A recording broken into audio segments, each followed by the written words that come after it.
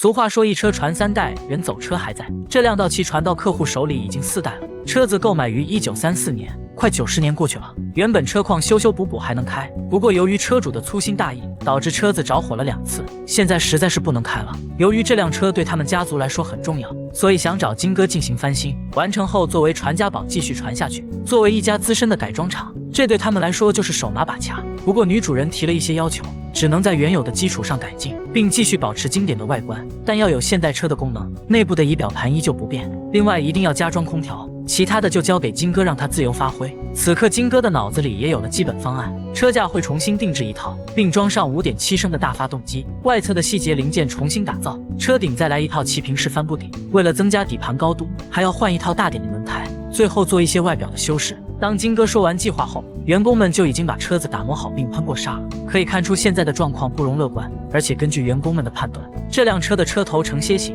仪表盘下面并没有太多的空间供他们安装空调。这时英俊想了一个办法，那就是把线路和电子装置都装在地板里，这样不仅节省了空间，而且看起来更加整洁。他先用纸板裁剪出地板的规格，然后据此切割出相应的钢板，最后把它们全部焊接在一起，基础的部分就完成了。这时金哥过来视察工作，当他看到英俊这么有创意的想法后，一高兴就给他发了200块奖金。底盘完成后，大家合力抬起车身进行安装，两部分严丝合缝的合体后，车子也有了初步的样子。正当车厂准备进行下一步修复时，突然又来了一位特殊的客户。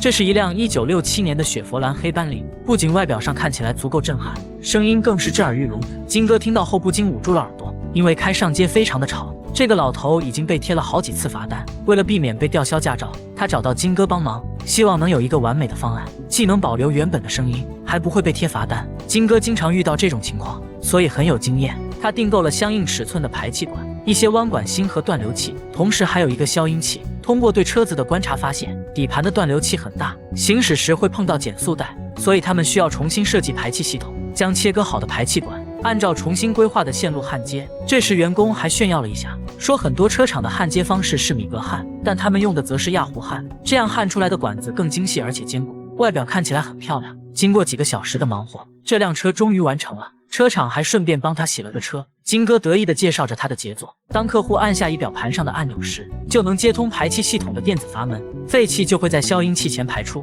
再按一下关闭阀门，就会出现客户想要的声浪。不得不说这个设计真的巧妙。这个任务完成后，大家就要赶紧投入到那辆道奇身上，现在要开始制作铰链式引擎盖。由于原本的盖子上面有空隙，工程师们决定用一块铁板把它弯折成2部分焊接上，这样既能保证经典的外表，还成功的处理了漏洞。接着他们把做好的铰链安装，一个新的引擎盖就完成了。接下来该处理车顶的问题，由于大家并没有原厂的数据，所以只能靠自己测量。而且金哥还想着，如果进度够快，今天就能把车子送往钣金厂。这句话无形中给员工们增加了压力。由于车顶的梁是有一定弯曲度，所以员工用金属条进行多次比较，掌握了精确的数据后，两人进行初步的焊接，最后成功的打造出简单框架。接下来两人就要制作车顶了。这是一辆年龄比你爷爷还大的车子，现在已经有将近90岁高龄，不过几周前它还是一个车架子。英俊把车顶修复完成后，赶紧把它推到了钣金厂。目前距离交车时间没有几天了，大家必须抓紧时间。员工们对车身进行初步打磨。这时金哥走了过来，他做了一个让大家很不爽的决定，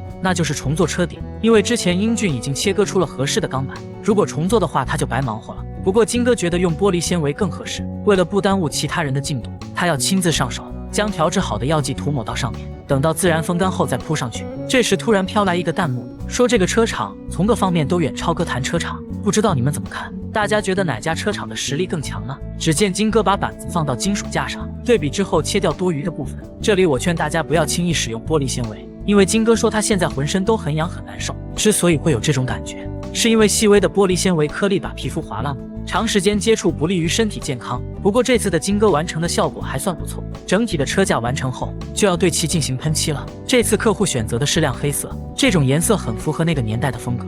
为了给车子增加质感，金哥决定给内饰来一点木纹进行点缀，这算是画龙点睛的一笔。等完成后就会发现这个决定是多么正确。不过这个过程看起来有点一言难尽，你们觉得像什么呢？等到漆面风干后，大家就把零件都装了上去，现在正在测试车子能否正常启动。不幸的是他们失败了，发动机的油喷了凯文一脸。经过检查发现是燃油管上有一个洞，无奈只能拆下来缝补。接着两人再次进行测试，好在这次成功发动，不然就不能按时交车了。大家把最后的零件装上去后，这辆90年前的老车终于满血复活。次日，金哥把车子拉到好家伙车展上，这辆将近1个世纪的车子一亮相，瞬间就让客户无法自拔。里面重新定制的沙发和空调，包括一些小细节，让我觉得这辆车还能再战100年。那么问题来了，如果这辆车可以引进国内，你们愿意买吗？